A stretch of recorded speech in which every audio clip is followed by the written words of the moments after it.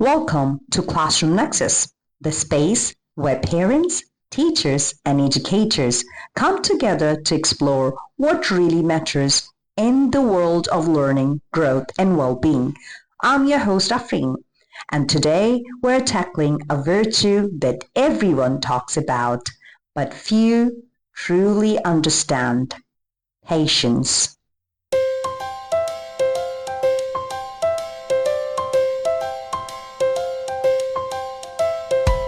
What I wish I knew about patience could probably fill an entire library. But in today's episode, I want to share with you stories, reflections, and psychological insights that have completely shifted how I view this elusive quality. Patience is often mistaken for passivity, but it's not about sitting back and waiting for life to happen. It's about being active in the waiting, choosing your reaction, and holding space for uncertainty. It's not weak, it's powerful. Let me ask you, have you ever lost your temper with your child or a student and instantly regretted it? Or rushed into a classroom or a parenting decision that backfired because you just couldn't wait any longer?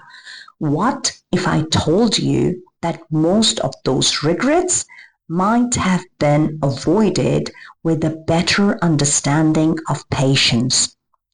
I've learned through mistakes, classroom meltdowns, workplace tensions, and a few humbling failures that patience is not a genetic gift, it's a skill. And it's one that can change your relationships, your mental health, your parenting, and even your professional success.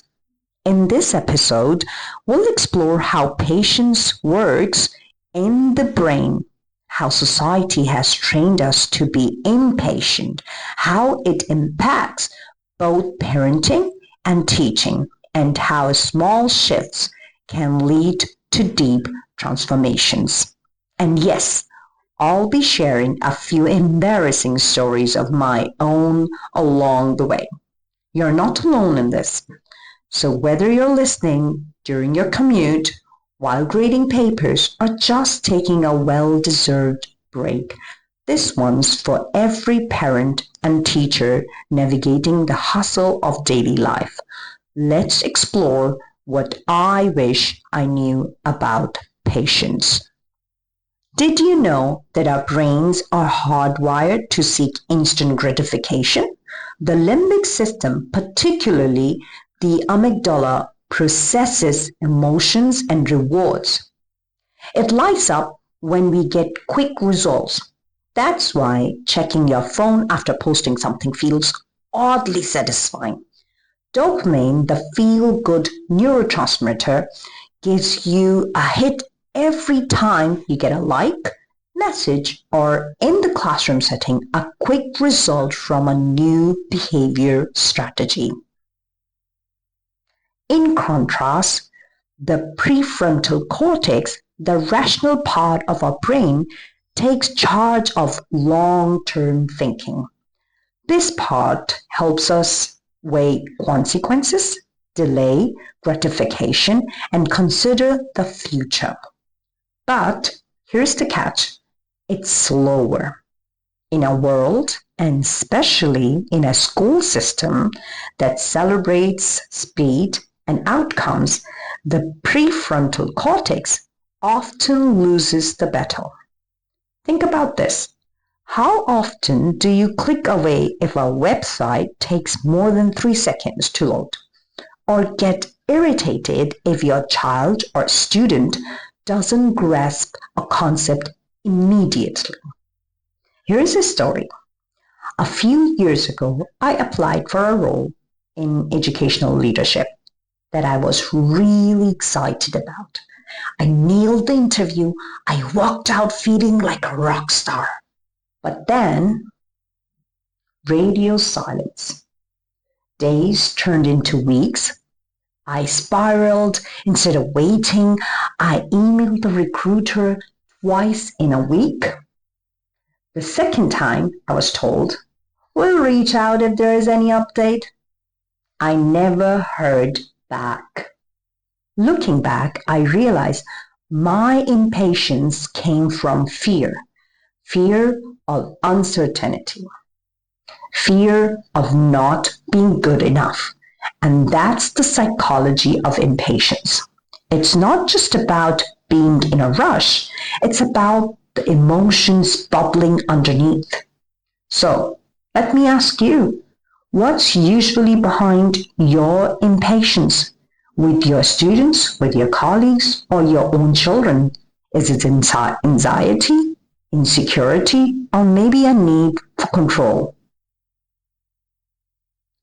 One of the hardest places to practice patience is in our relationships.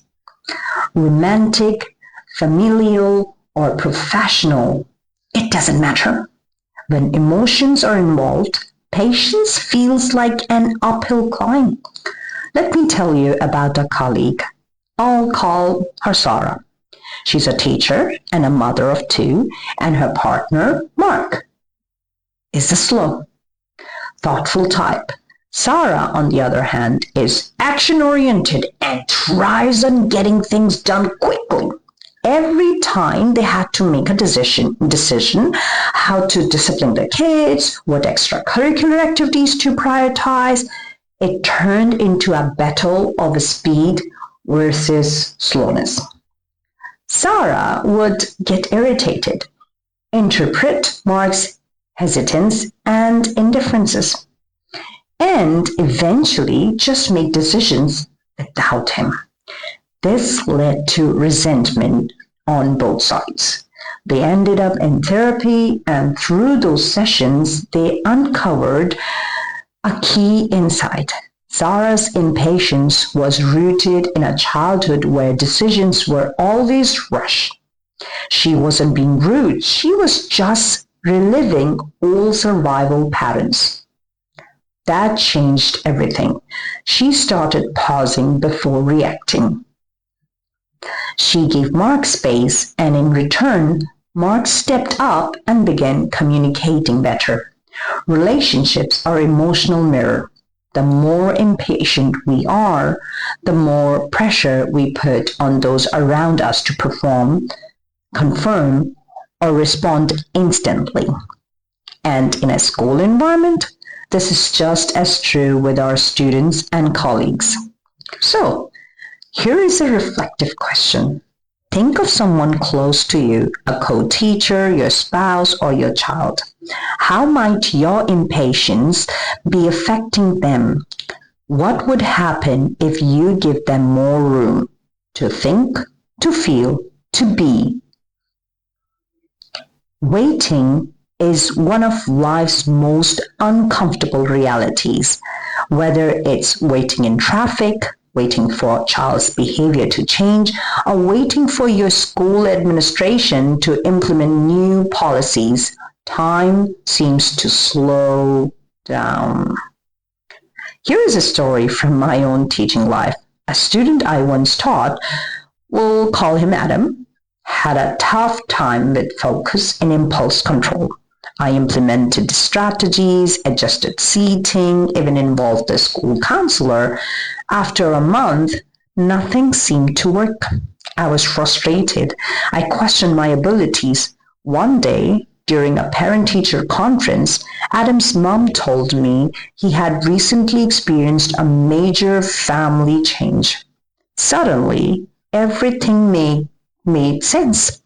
My job wasn't to fix Adam in 2 weeks. It was to support him while he healed, while he figured things out.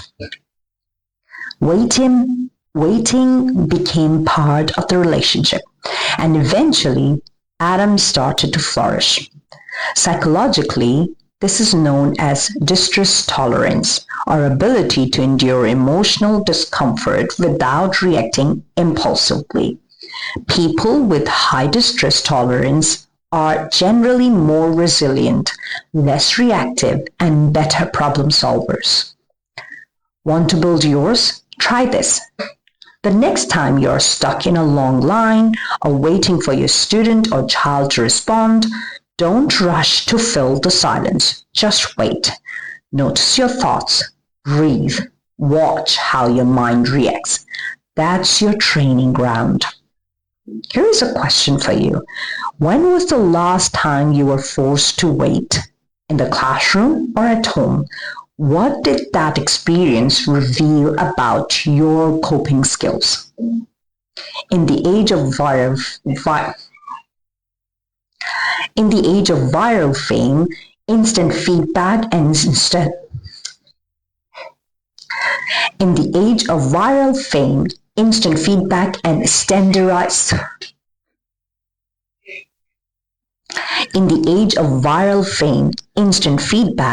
standardized testing, success seems like it should happen overnight.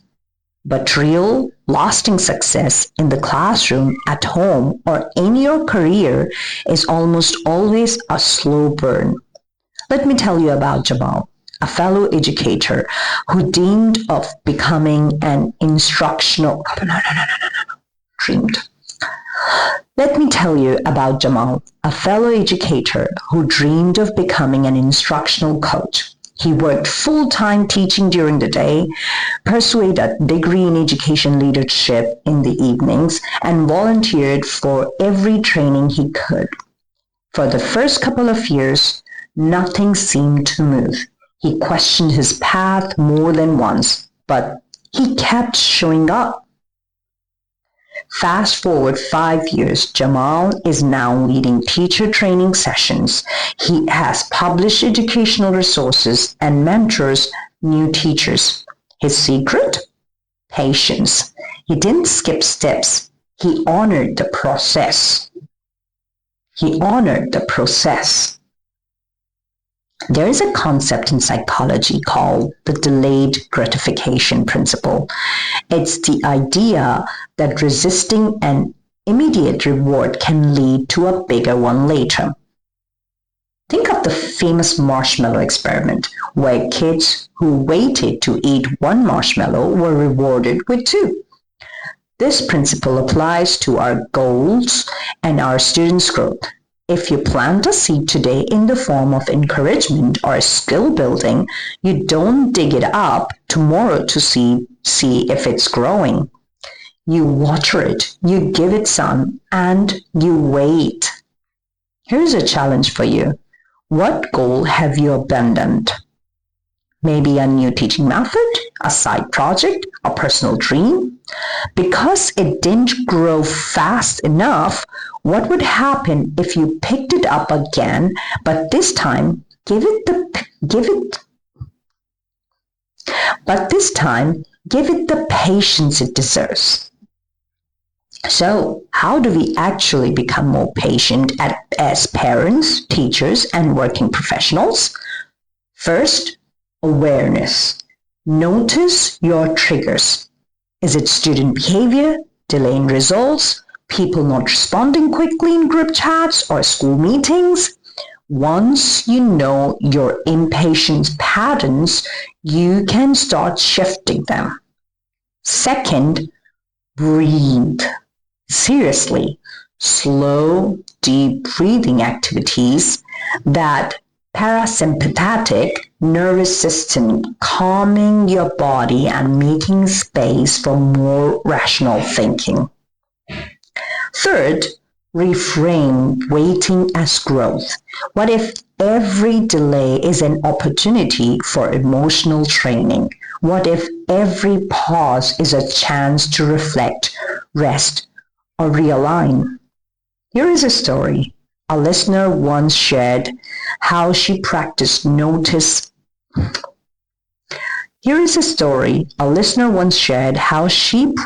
patience by working with special needs students. Each breakthrough took weeks, but each moment of progress Here is a story a listener once shared how she practiced patience by working with special needs students. Each breakthrough took... Gosh.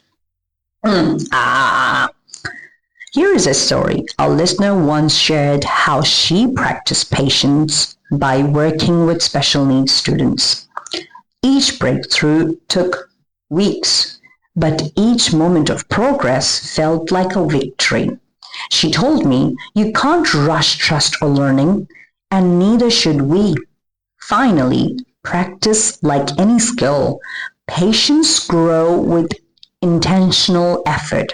Meditate, journal, reflect on your day, celebrate small wins, start small. Let me leave you with this. Let me leave you with this. You're not behind. Your child is not behind. Your students are not behind. Life is not a race, and every slow moment is still part of your story. Before we wrap up, I'd love to hear from you. What areas of your life, home, classroom, or career needs more patience? What's one thing you can do today to slow down? And when was the last time waiting actually led to something beautiful? Thank you for joining me here on Classroom Nexus. If this episode resonated with you, share it with a fellow teacher or parent who might need to hear it. And remember, progress, not perfection. Until next time, stay kind to your mind and your journey.